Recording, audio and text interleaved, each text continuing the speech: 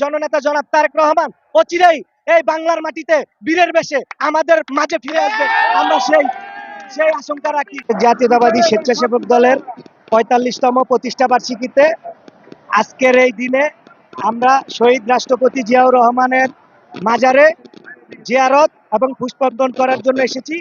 আমরা দীর্ঘ ১৭ বছর এই আন্দোলন সংগ্রামে এই স্বৈরাচারী হাসিনা থাকা অবস্থায়ও যেভাবে আসতে পারিনি, আজকে থেকে একটা স্বৈরাচার, একটা ভূত, যে ভূতটা জনগণের ঘাড়ে চেপে বসেছিল এবং যে মানে স্বৈরাচারী এমন পর্যায় লঙ্ঘন করেছে, বিশ্ব ইতিহাস দেখেছে যে ইতিহাসে বিশ্বের ভিতরে এরকম কোনো স্বৈরাচারী ছিল না।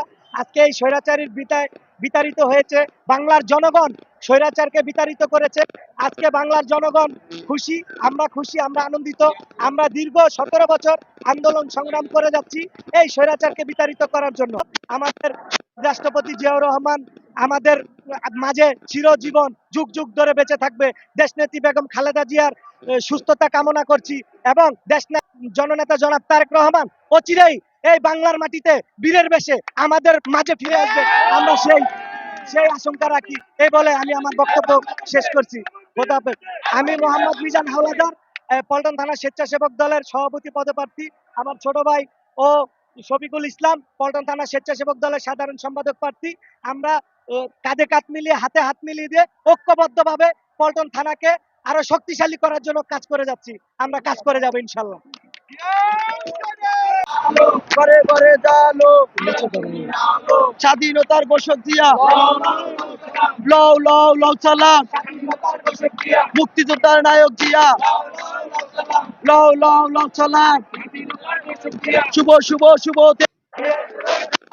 সেবক দলের জন্মদিন, শুভ শুভ শুভ দিন সেবক দলের জন্মদিন।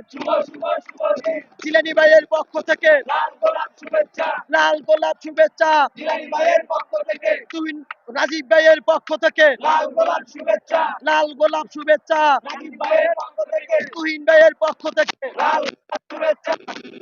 শুভেচ্ছা, পাপ্পা ভাইয়ের পক্ষ থেকে লাল গোলাপ শুভেচ্ছা, ফারুক ভাইয়ের পক্ষ থেকে লাল গোলাপ শুভেচ্ছা, মিন্টু ভাইয়ের পক্ষ থেকে